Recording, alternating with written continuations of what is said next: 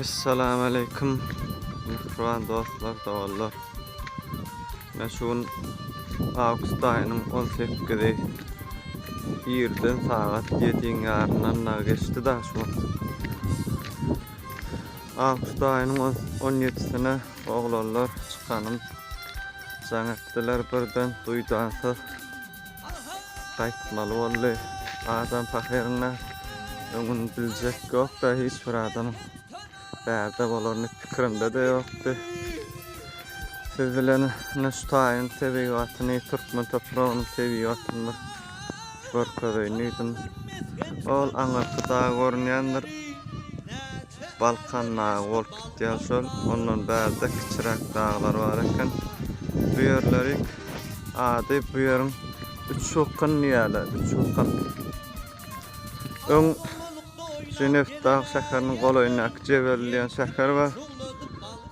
Şol ýok ekenna, şol ýok wagty şöwreklerde bilen ata-babalarymyz ýaşap geçipdirler. Näşde aňyrda.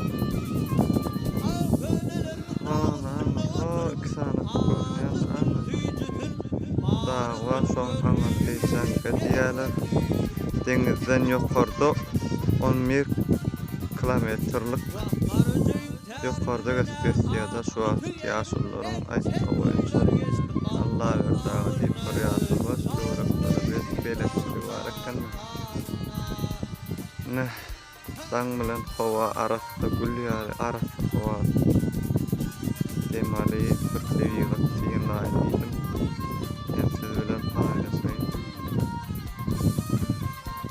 sizin nesip bolsa bir näçe ustaklaryň, ağalaryň haýşy bar.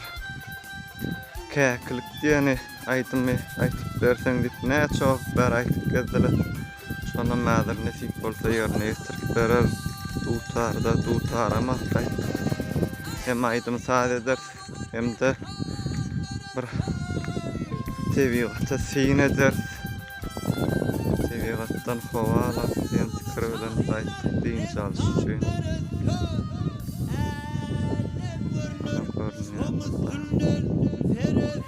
Ay ata-babalarym mesken tutan yerleri, ay ata-babalarym mesken tutan yerleri, näçe ärler geçti Balkan dağından, dağınley.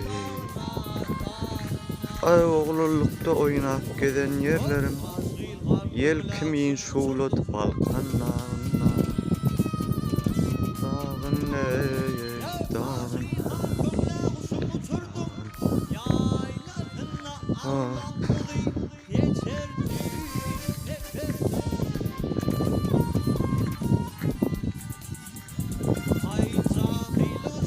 Moğollu gara diýilýän ýer wadyr bilýän bolsaňyz dostlar.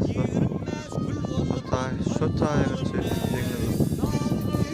Suwlar bokdur diýär deňiziň bar. Ben portam bar eken şu moğollu gara ýanna. O aňyrda. Tara suwlar. Taşary ýurtlardan haramlar getirýär.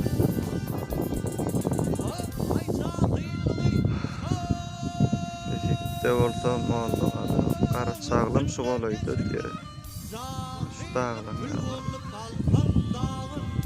Gara çağlar bak gördüm ýa-ni Edilştadan ýerek dediň bilemok.